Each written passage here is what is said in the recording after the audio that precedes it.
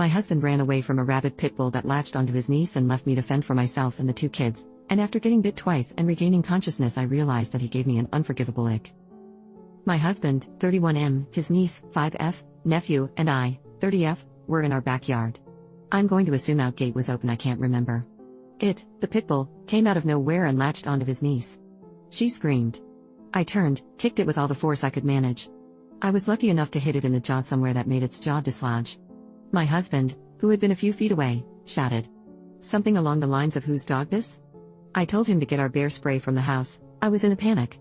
I am an animal love, but it was so insane, the Pitbull seemed almost rabid. I don't think it was in hindsight, it wasn't foaming at the mouth, it was just crazed. My husband ran. But not towards the house, he literally ran out the fence gate and shut it behind him. Not towards his niece or nephew who was also present in an outdoor bassinet that I managed to all but toss onto the picnic table to make sure it was out of the dog's reach. While holding his niece off my shoulder, I put her on the barbecue to keep her out of reach, but the dog was literally jumping and snapping, and I was worried that if I tried to carry her short, it would manage to grab her out of my hands. It chased me when I ran for the shove, but then I swung at it, and I swung until it stopped. I don't think I will ever forget the sound or feeling. It was so high stress, I didn't even realize that it had bit me twice. I haven't spoken to him for a full week, even though we live in the same house. I didn't ask where he went, he only came back a few minutes later to pack us into the car and drive us to the hospital. He's getting angry that I'm giving him the silent treatment. But I feel like it's his fault that I had to possibly end that animal. If he had gotten the bear spray, I literally keep it in my purse for if I am ever attacked by an animal or otherwise, then I don't think I would have needed to do what I did. It was literally just inside the door, he knows where I keep it. Instead he literally took off to God knows where. Me and 2 children, that I'm not even related to, could have died. It might not even be relevant, but I don't even like kids.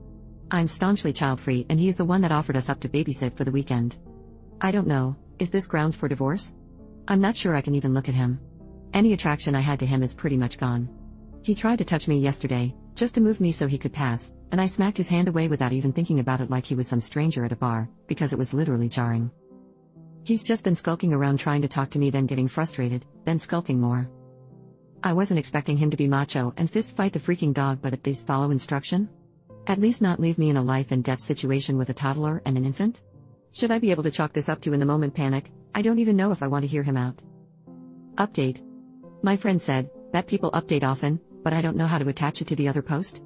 I thought I'd update since there had been a few things that happened kind of. And I didn't expect this to get this many comments and kindnesses.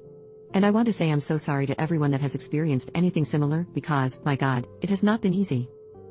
For everyone worried about my mental health, I did get in through an app with my work yesterday, because I decided I really needed it, and labeled it high priority. However, it felt like it was just a parliamentary meeting, and she said she wanted to get me to feeling a bit more comfortable, because I was visibly tensing up whenever I started talking about it, and she even noticed it through the video chat. Last night, also I told my husband I needed space. I apologize that I don't have more of an update on our relationship than that. I wasn't as nice as I wanted to be, he argued and didn't want to leave, it's my house, but I told him I just didn't want to look at him, that I couldn't look at him. He cried and I hate that I felt apathetic towards it.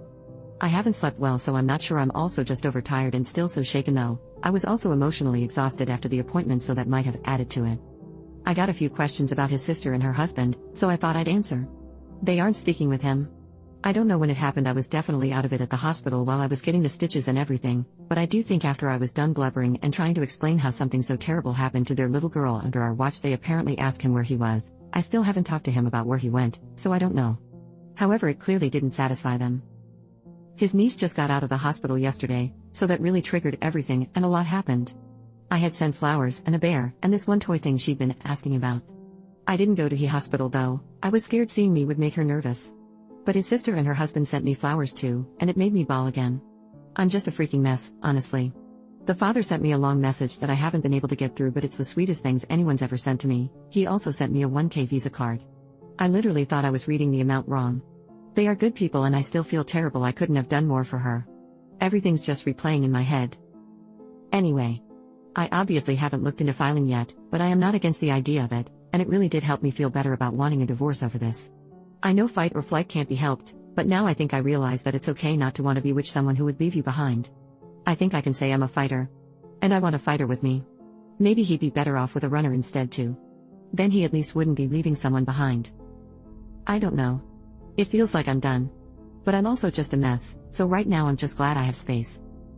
Thank you for everyone making me feel like I wasn't being ridiculous, though I think it always feels like it should be multiple issues that tear a marriage apart, unless it's infidelity or something, and it's like I know he may not have meant to betray me, but he still did. Whatever his reasoning.